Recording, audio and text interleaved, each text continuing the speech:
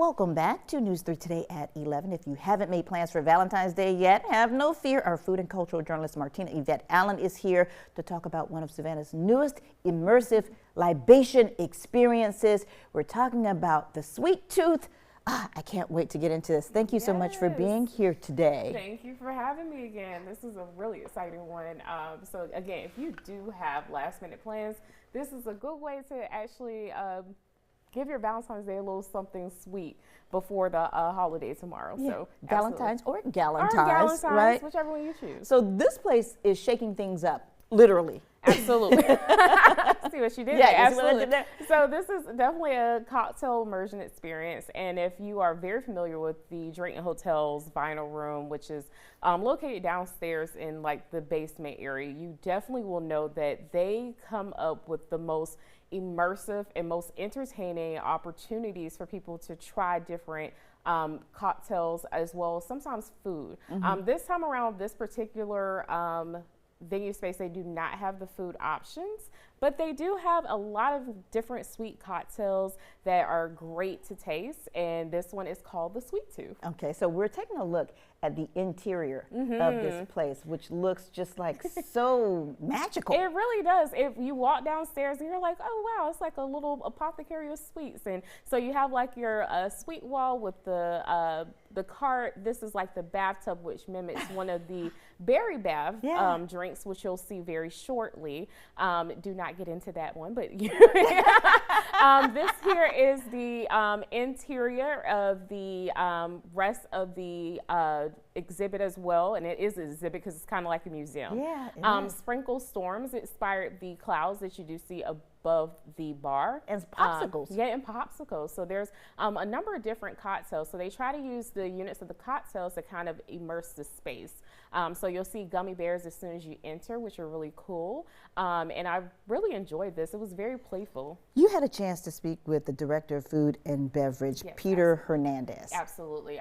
Peter was just a joy to talk about. You can definitely tell that this particular hotel loves the idea of actually using their creativity to create that presence. So they actually take almost close to a year to make 4 immersion experiences.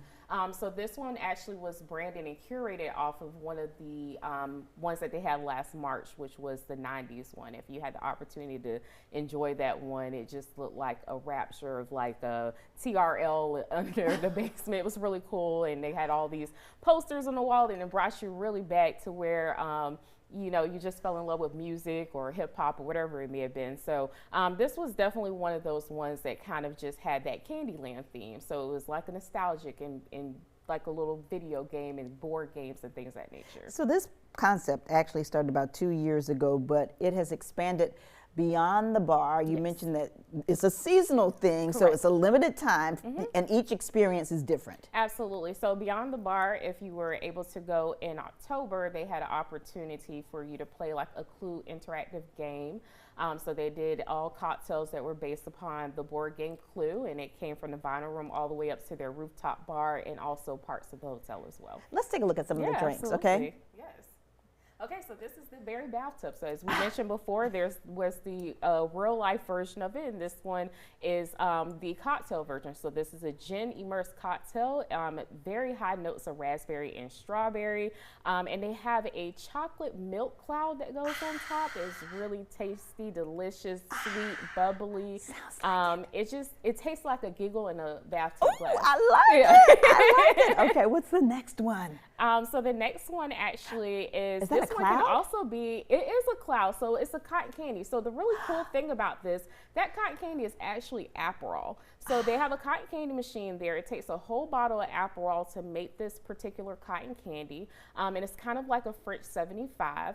And then you can also make this a non-alcoholic version. So they do have a regular cotton candy that you can have, and then it's kind of like a lemonade that's mixed with So question, if you're not an Aperol fan, will you still enjoy this? You will still enjoy it. Okay. I definitely enjoyed it. Not big fan of Aperol, but definitely I really enjoyed that drink. Okay, absolutely. Okay. So we have the final picture coming up. Yes. Woo! And this one here is the Gummy Garden. So this is like your grown intentions as far as like a Jello shot. Yeah. So they have like the espresso martini, which is featured here, as well as the hibiscus watermelon.